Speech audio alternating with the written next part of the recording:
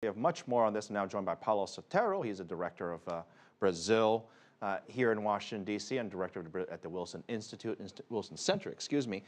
Welcome back to the show. Before I get to the economic data, there was another big development over the past 24 hours. I'm sure you've been watching it very closely. Roberto Azevedo, the new chief now of the, new chief-elect, I should say, of the World Trade Organization. You actually know him quite well. Tell us a little bit about him and what he plans, what you think he's going to do on the job and how he's going to do it. Well, I know Roberto. He is, of the 9 candidates, by far the most qualified for that job. He's a consensus builder, a very skilled engineer turned diplomat.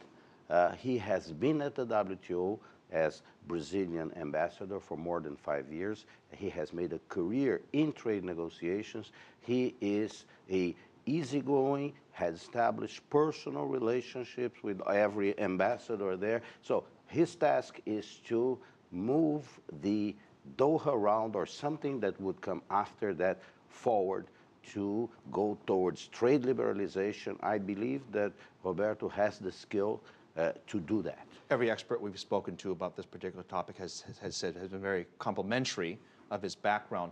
He comes from Brazil. Obviously an emerging market. How significant is that? Because a lot of these WTO talks now involve a lot of emerging markets around the world. Is it a big benefit to other emerging markets? He is the first representative of a big emerging market to occupy that position.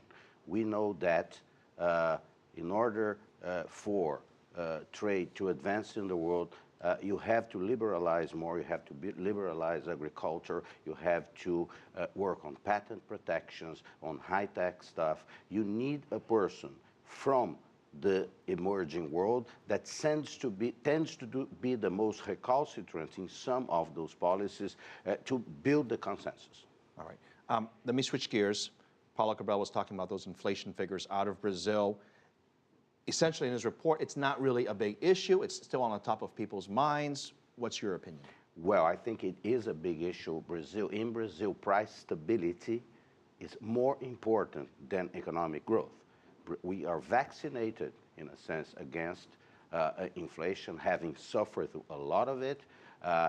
In the festivities of May 1st, inflation was very much a central subject. This obviously is a matter of concern to President Dilma Rousseff, who is running for re-election.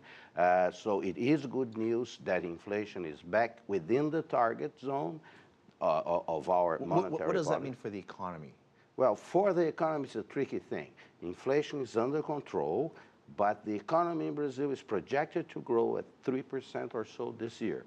The dilemma is that if the economy picks up and grows at 4%, then that puts the pressure back on again. That puts pressure on inflation because we have not done the reforms that need to be done for the economy to run more efficiently at a higher rate of economic growth. Commodity prices on the move of late, what's that impact? Well, that is, that's up and down. Brazil is a country that is very dependent on commodity exports right now. There are implications on the positive, on the negative side, but you know what I think policymakers in Brazil are focused on are on the important reforms that are being implemented to lower costs in Brazil to run the economy. Paulo Sotero, always good to have you here on the set. Thank you very much, Director of Brazil Institute at the Wilson Center.